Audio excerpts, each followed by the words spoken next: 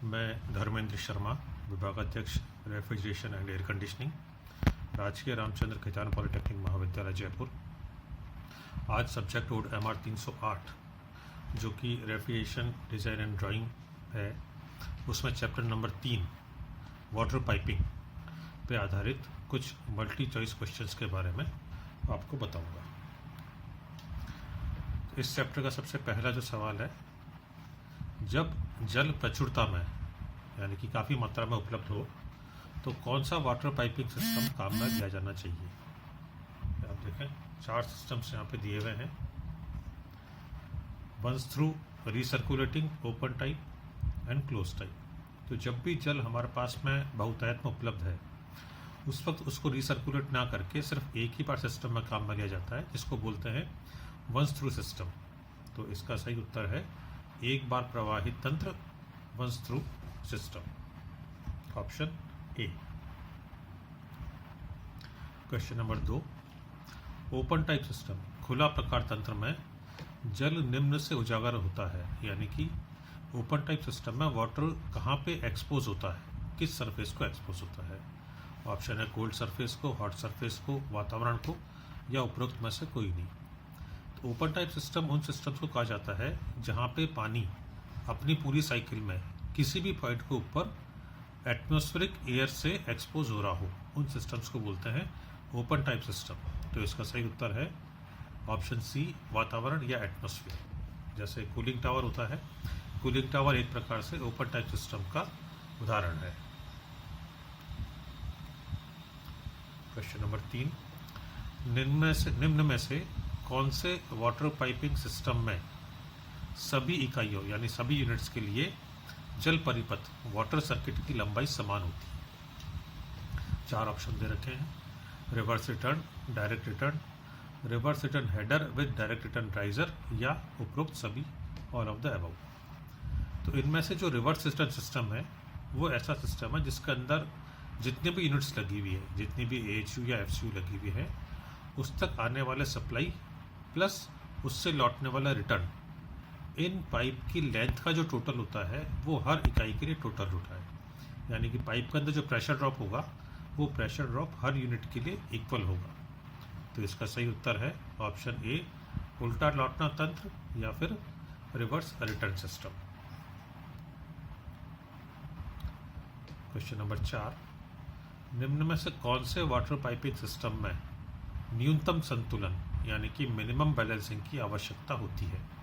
तो जैसा कि अभी पिछले सवाल के अंदर हमने देखा था कि रिवर्स रिटर्न सिस्टम के अंदर हर यूनिट के लिए सप्लाई प्लस रिटर्न की जो वाटर पाइपिंग लेंथ है वो लेंथ बराबर होती है। इसका मतलब कि यदि इंडिविजुअल यूनिट का प्रेशर ड्रॉप छोड़ दिया जाए तो वाटर पाइपिंग सिस्टम का जो प्रेशर ड्रॉप है वो प्रेशर ड्रॉप हर यूनिट के लिए, हर AHU के लिए, हर FCU के लिए इक्वल होगा।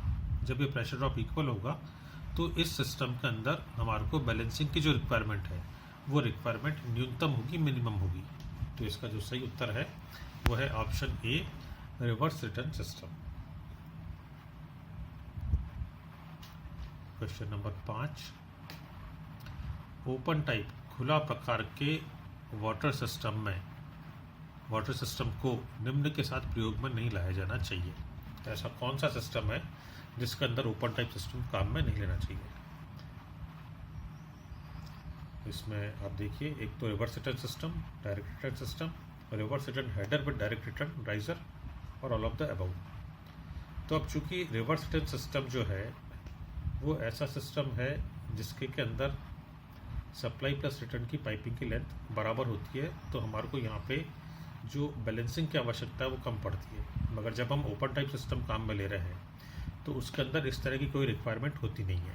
तो इसलिए इसका सही उत्तर है ऑप्शन ए, कि जहाँ पे भी हम रिवर्स रिटर्न सिस्टम काम में ले रहे हैं वहाँ पे ओपन टाइप सिस्टम नहीं होना चाहिए। या दूसरे शब्दों में कहें कि ओपन टाइप सिस्टम जहाँ पे काम ले रहे हैं वहाँ पे रिवर्स रिटर्न को अप्लाई करने का कोई बेनिफिट नहीं मिलेगा।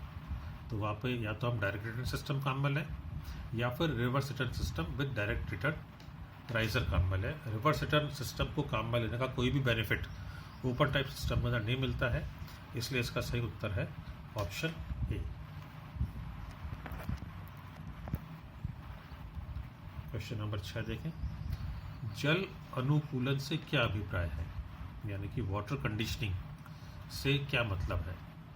वाटर का ट्रीटमेंट, वाटर की हीटिंग, वाटर की कूलिंग या उपरोक्त में से कोई नहीं। तो वाटर की क्वालिटी को बेटर करने के लिए वाटर कंडीशनिंग की जाती है। तो इसके लिए वाटर का ट्रीटमेंट किया जाता है। जैसे वाटर के अंदर अगर हार्डनेस ज़्यादा है तो उस हार्डनेस को आपको कम करना है, और कोई पर्टिकुलर आपको लगता है एलिमेंट ऐसा है जो कि हमारे को उसमें से कम करना है पर्टिकुलर यूज़ के लिए, जैसे कूलिंग टावर में यूज़ के लिए या फिर चिलर में यूज़ के लिए, तो उसके लिए वाटर को ट्रीट किया जाता है। तो इसका जो सही उत्तर है वो है वाटर ट्रीटमेंट। वाटर कंडीशनिंग का मतलब है वाटर का ट्रीटमेंट, वाटर का उपचार। तो इसका जो सही उत्तर है वो है option A. Question number 7, pump के विसर्जन पर यानी कि डिस्चार्ज पर वाटर की रिकमेंडेड वेलोसिटी, वांछित गति क्या होती है। 4 ऑप्शन दे रखे हैं। इनमें आपको याद रखना होगा कि पंप के डिस्चार्ज के ऊपर जो रिकमेंडेड वेलोसिटी है वो होती है 2.43 से लेकर 3.65 मीटर पर सेकंड की रेंज के अंदर। यानी कि इस रेंज में से आप कोई भी वैल्यू सेलेक्ट कर सकते हैं पंप के डिस्चार्ज के ऊपर वाटर की वेलोसिटी को रखने के लिए। तो सही उत्तर जो है वो है ऑप्शन ए। इस तरह से सवाल नंबर 8, अब इसमें पंप के सक्शन के ऊपर, पंप के चूषण के ऊपर पूछा गया है कि जल की वांछित गति यानी कि रिकमेंडेड वाटर वेलोसिटी क्या होती है। तो इसका भी आपको उत्तर याद रखना होगा।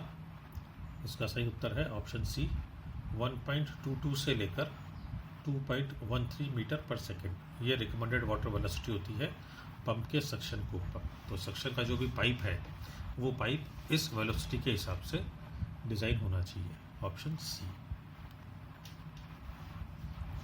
क्वेश्चन नंबर 9, पाइप डिजाइन में निम्न अनावृत्ति के लिए विविधता का प्रयोग नहीं किया जाना चाहिए। कौन से एक्सपोजर के लिए डाइवर्सिटी को वाटर पाइपिंग के अंदर काम में नहीं लेना चाहिए। तो मान लीजिए कोई बिल्डिंग जो है उसमें चारों एक्सपोजर उसके अंदर आ रहे हैं। फर्स्ट एक्सपोजर मान लीजिए नॉर्थ हो गया, सेकंड ईस्ट हो गया, थर्ड फिर साउथ हो गया, चौथा फिर वेस्ट हो गया। चारों एक्सपोजर के अंदर रूम है और चारों ही के अंदर यदि पाइपलाइन चल रही हो तो इसमें ये पूछा गया कि कौन से एक्सपोजर के लिए डाइवर्सिटी को काम में नहीं लेना चाहिए। तो इसका सही उत्तर है कि जो भी लास्ट एक्सपोजर होगा, जैसे मान लीजिए पाइप आपका नॉर्थ से शुरू हो रहा है, सबसे पहले नॉर्थ, फिर ईस्ट, फिर साउथ, फिर वेस्ट। तो चौथा जो इसका एक्सपोजर हो गया वो हो गया वेस्ट। तो वेस्ट डायरेक्शन के लिए हमारे को डाइवर्सिटी को अप्लाई नहीं करना चाहिए, क्योंकि किसी भी वक्त में जब भी उसका लोड पीक पे पहुंचेगा तब हमारे को वहाँ पे पूरे पानी की ज़रूरत होगी। इसलिए उस लास्ट एक्सपोजर के अंदर हम डाइवर्सिटी को यूज़ पे नहीं ले सकते हैं। इसलिए इसका जो सही उत्तर है वो है डी, अंतिम या लास्ट एक्सपोजर। Question number 10,